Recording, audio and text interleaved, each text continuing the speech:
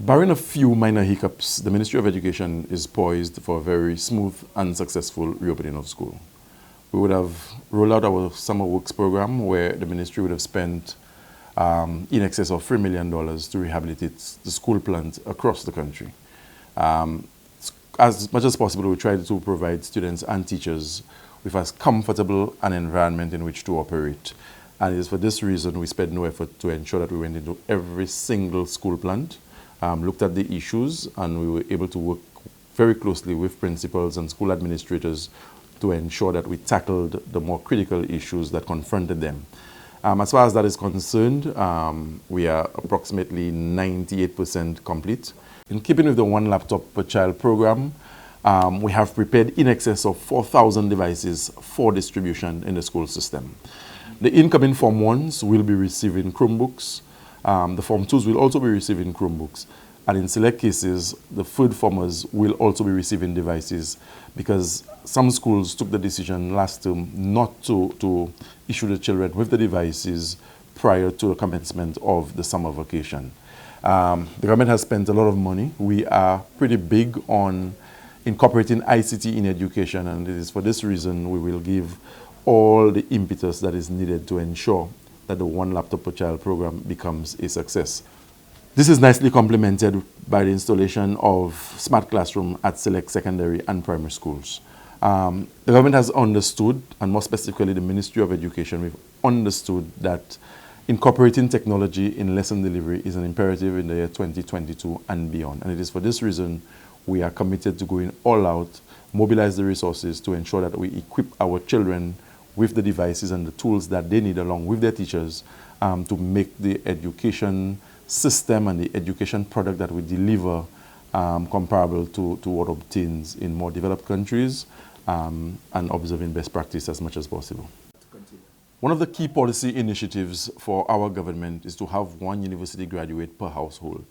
And we've gone about this very diligently.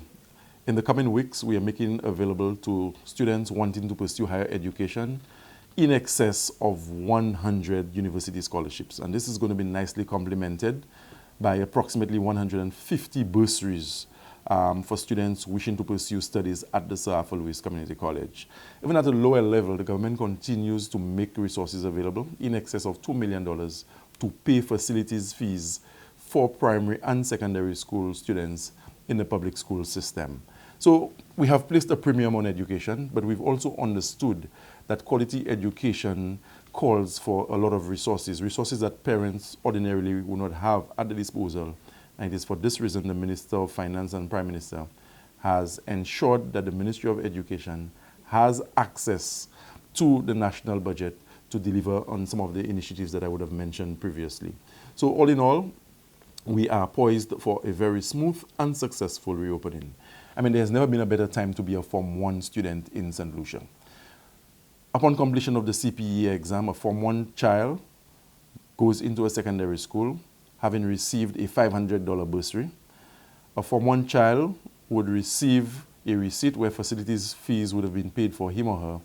And a Form 1 child is also greeted in the secondary school system with a brand new state-issued device. So these are exciting times for education.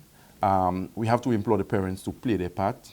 I know the teachers have always gone beyond the call of duty to ensure that they deliver the best possible education they can to our students in the circumstances.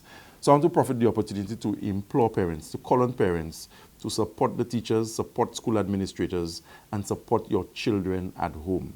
In order for education to be a success in this country, every stakeholder must play his or her part. And it is against that backdrop I'm calling on parents and all our stakeholders to continue to work closely with the Ministry of Education to ensure that we create that enabling environment where our children can reach their potential in school, get the training that they need, with a view to them becoming productive citizens at the end of that educational journey.